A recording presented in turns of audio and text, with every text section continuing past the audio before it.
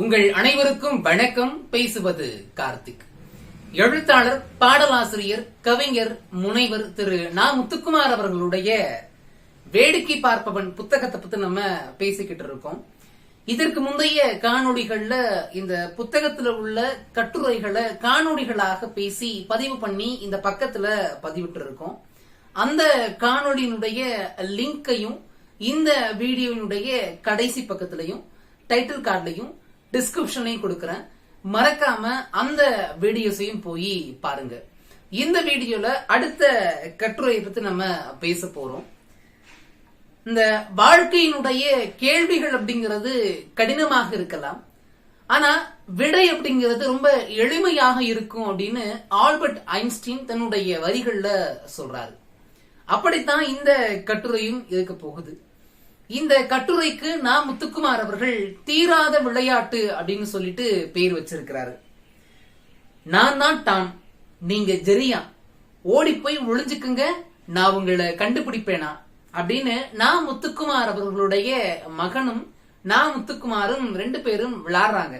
அப்ப நா. முத்துக்குமாருக்கு ஒரு 38 வயசு இருக்கும். அப்ப எங்க ஒளியலாம் அப்படிங்கிற இடத்தை தேடி கண்டுபிடிக்கணும்.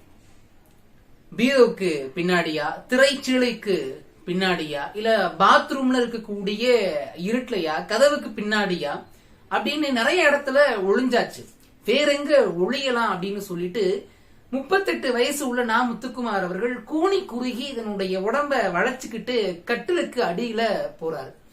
கட்டிலுக்கு அடியில போயிட்டு அங்க இருக்கக்கூடிய தூசிகளையும் துகள்களையும் போர்வையாக பின்னிக்கொண்டு அப்படியே உள்ள மறந்திருக்கிறார். அந்த கட்டிலுக்குள்ள வேறு ஒரு உலகமே இருக்கு. என்ன அப்படின்னு பாத்தீங்கன்னா, உடைஞ்ச பழைய ஏணி, நிறைய கோணிப்பைகள் கிடக்கு. நா. முத்துக்குமார் அவர்களுடைய திருமணத்திற்கு வந்த பரிசு பொருட்கள் அடங்கிய அந்த அட்டைப்பெட்டி அங்க இருக்கு. இந்த மாதிரி நிறைய பழைய பொருட்கள் இருக்கு. பெயர் பொறித்த பித்தளை பாத்திரங்கள் இருக்கு. அந்த இடத்துல நா. முத்துக்குமார் அவர்கள் ஒளிஞ்சிருக்காங்க. பின்னாடி இருந்து யாரோ கூப்பிடுற மாதிரி ஒரு சத்தம். திடீர்னு திரும்பி பார்த்தா நா. முத்துக்குமார் அவர்களுடைய அப்பா நாகராஜன் இருக்காரு. அவரு ஒரு 35 வயது தோற்றமுடைய ஒரு மனிதர் போல கைலி பனியன் போட்டு கட்டில் கடியில ஒளிஞ்சிருக்காரு. அப்பா, நீங்க செத்து போய் 6 வருஷம் ஆச்சுப்பா, இங்க என்னப்பா பண்றீங்க அப்படின்னு நா. முத்துக்குமார் கேக்குறாரு. நாகராஜன் அப்பா சொல்றாரு, டேய் மடையா, உனக்கு எத்தனை தடவை சொல்லியிருக்கேன், இந்த உலகத்துல மனுஷங்க யாருமே சாகுறதே இல்லடா, காலம்தான் செத்து போகுது. நீ இருக்கிற வரைக்கும் நான் உயிரோட தான் இருப்பேன். அப்புறம் நீயும் நானும் உன் பையன் பேரன் அப்படின்னு வாழ்ந்துட்டே இருப்போம்டா அப்படின்னு சொல்றாரு. ஜனனமும் மரணமும் முடிவே இல்லாத ஒரு தொடர்ச்சிடா, புரியுதா அப்படின்னு கேட்கிறாரு. இவன் நா. முத்துக்குமார் அவர்கள் புரிஞ்சும் புரியாமலும் போல இருக்கிறாரு. அது சரிப்பா, நீங்க இங்க ஒளிஞ்சுக்கிட்டு என்ன பண்றீங்க அப்படின்னு கேக்குறாரு. நாம திருடன் போலீஸ் விளையாட்டு விளையாடிக்கிட்டு இருக்கோம்டா, நான் தான் திருடன், நீ போலீஸ் அப்படின்னு நா. முத்துக்குமார்ட்ட சொல்றாரு. நம்ம எப்படிப்பா திருடன் போலீஸ் விளையாட்டு விளையாட முடியும், நான் உங்க பக்கத்துல தான் இருக்கேன், நான் எப்படி உங்களை கண்டுபிடிக்க முடியும் அப்படின்னு சொல்றாரு. டேய், நீனா நீ இல்லடா, நீ 10 வயசுல இருக்கும் போது நீயும் நானும் திருடன் போலீஸ் விளையாட்டு விளையாடிக்கிட்டு இருக்கோம் அப்படின்னு சொல்றாரு.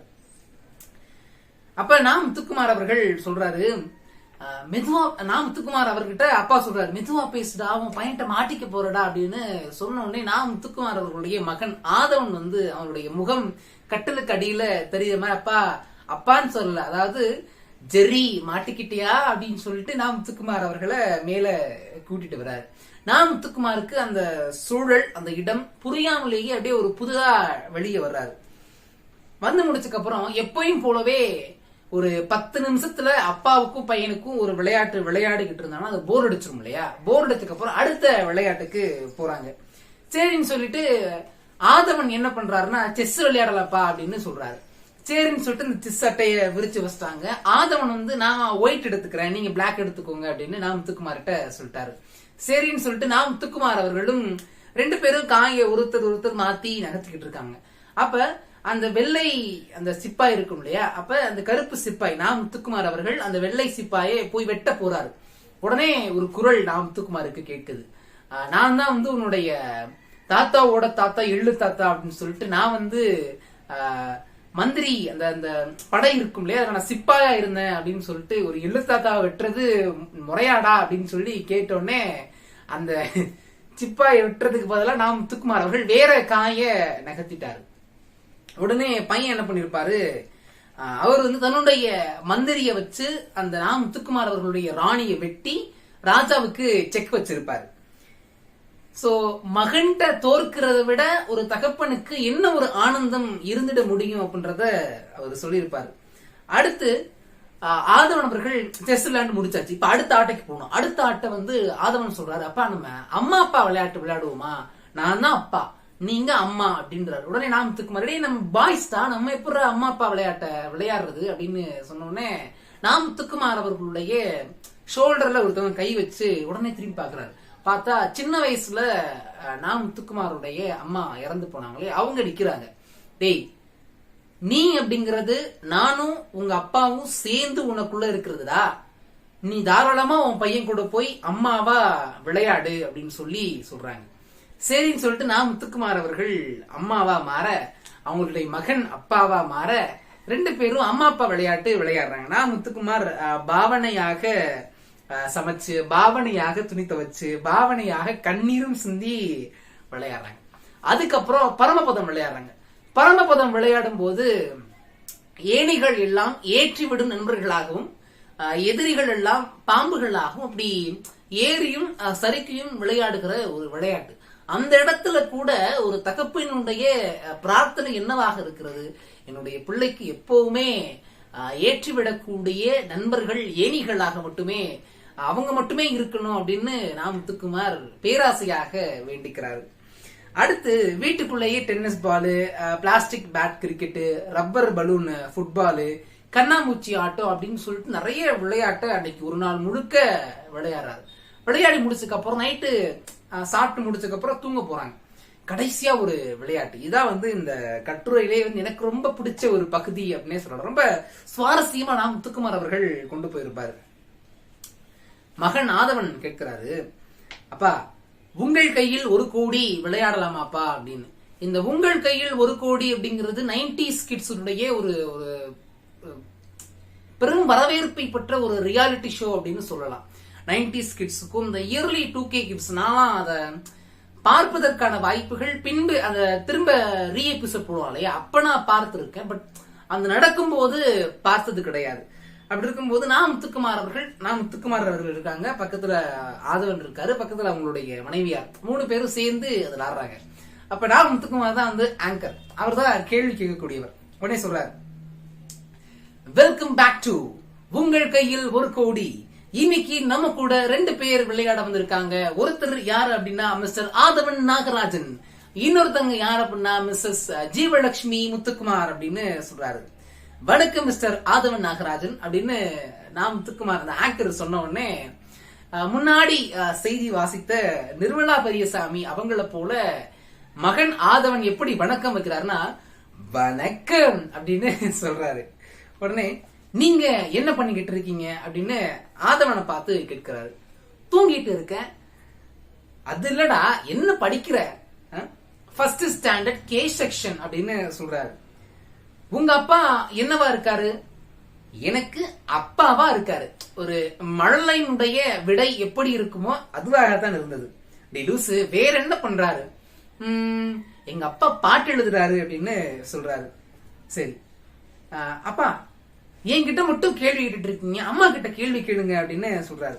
உடனே வணக்கம் மிஸ்ஸஸ் ஜீவலட்சுமி, நீங்க என்ன பண்றீங்க அப்படின்னு கேட்க, ஃபர்ஸ்ட் ஸ்டாண்டர்ட் கே செக்ஷன் சொல்லுமா அப்படின்னு மகன் வந்து தன்னுடைய அம்மா கிட்ட காதுல சொல்றாங்க. உடனே மனைவி ஜீவலட்சுமியும் வந்து ஃபர்ஸ்ட் ஸ்டாண்டர்ட் கே செக்ஷன் அப்படின்னு சொல்றாங்க. பாருங்கப்பா, சின்ன பசங்க தான் ஃபர்ஸ்ட் ஸ்டாண்டர்ட் படிப்பாங்க, அம்மாவும் என் கிளாஸ் படிக்கிறாங்களா அப்படின்னு சொல்லிட்டு உடனே ஒரு சின்ன சிரிப்பு. நான் முத்துக்குமார் அவர்கள் சொல்றாரு, அது சரி விடுடா, அது ஃபெயில் ஆகி படிக்குது போல அப்படின்னு சொல்லிருப்பாரு. சரி, உங்களுக்கான முதல் கேள்வி, விமானத்தை கண்டுபிடித்தது யார்? ஆப்ஷன் ஏ ரைட் சகோதரர்கள், ஆப்ஷன் பி ராங் சகோதரர்கள் அப்படின்னு சொல்லி முடிக்க, நான் முத்துக்குமார் அவர்களுடைய மகன் ஆதவன் என்ன பண்றாரு, முத்துக்குமாருடைய காதுல வந்து கிசுகிசுக்கிறாரு. அப்பா யாருப்பா அப்படின்னு கேட்கிறாரு. நான் முத்துக்குமாரும் சந்தோஷமா சொல்றாரு ரைட் சகோதரர்கள் அப்படின்னு. உடனே இங்கிட்டு வாங்கிட்டு உடனே இங்கிட்டு போயிட்டு அம்மா கிட்ட, அம்மா அம்மா அம்மா ராங் சகோதரர்கள் தான் கரெக்டான ஆன்சர் அம்மா அப்படின்னு சொல்றாரு.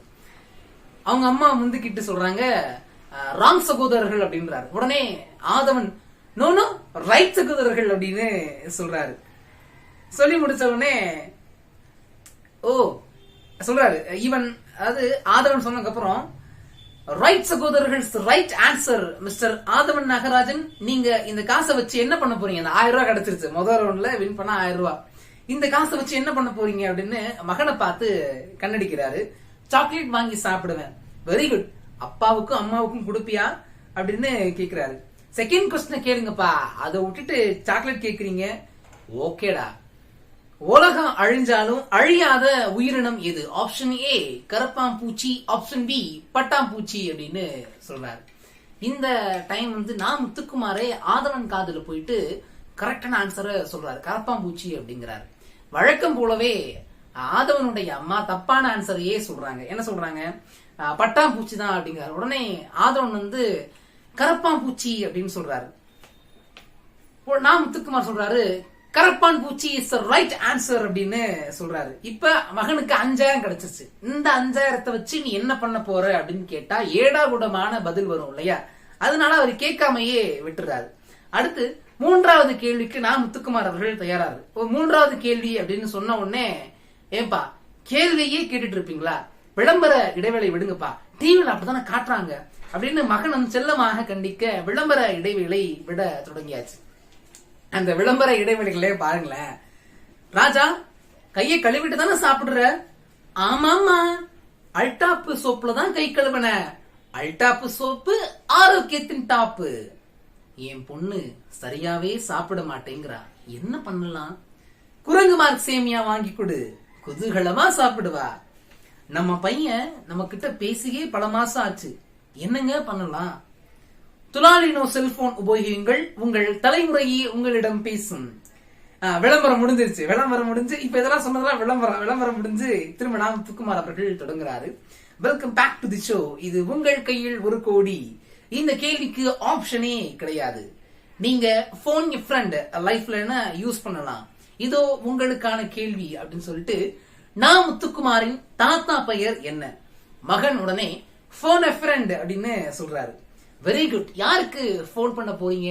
உங்களுக்கு தான்ப்பா அப்படிங்கிறாரு. சரி, your count down starts now. அப்பா உங்க தாத்தா பேர் என்னப்பா அப்படின்னு கேட்கிறாரு. மகனுடைய ஆர்வமான அந்த கேள்விக்கு நாம் முத்துக்குமார் அவர்கள் தூக்க கலக்கத்துல பதில் சொல்றாரு, எத்திராஜுடா அப்படின்னு.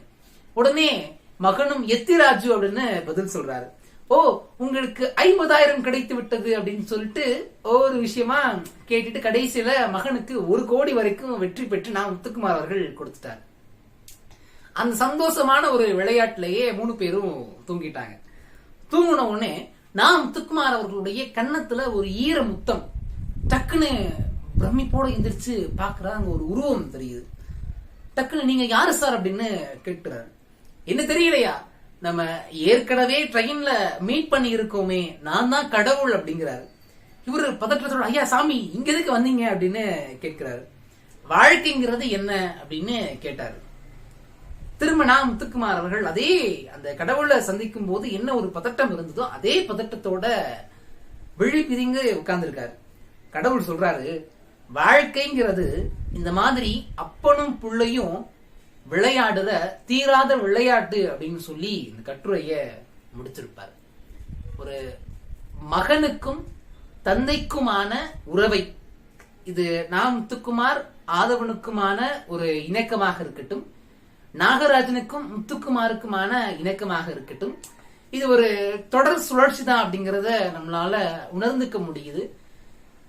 அந்த உங்கள் கையில் 1 கோடி தான் எனக்கு ரொம்ப பிடிச்ச விஷயம். அதுல பிரேக் விட்டதெல்லாம் பயங்கரமா இருந்துச்சு. வாய்ப்பு இருந்தா இந்த புத்தகத்தை வாசித்து பாருங்கள், அவ்வளவு சிறப்பாக இருக்கும். அடுத்த ஒரு கட்டுரையில நான் முத்துக்குமார் அவர்கள் நம்ம கிட்ட என்ன மாதிரியான வாழ்க்கையினுடைய யதார்த்தத்தை சொல்றார் அப்படின்றத பார்ப்போம், பேசுவோம். தொடர்ந்து இணைந்திருங்க. இன்னும் எந்த புத்தகங்களை எல்லாம் நம்ம விமர்சிக்கலாம், அதை விமர்சனம் செய்யலாம் அப்படிங்கறத மறக்காம கருத்து பட்டியல பதிவு பண்ணுங்க. இந்த காணொளியை உங்களுடைய புத்தக விரும்பிகளுக்கும் பகிர்ந்துக்கோங்க. தொடர்ந்து இணைந்திருங்க, பேசுவோம். நன்றி. வாழ்க தமிழ்.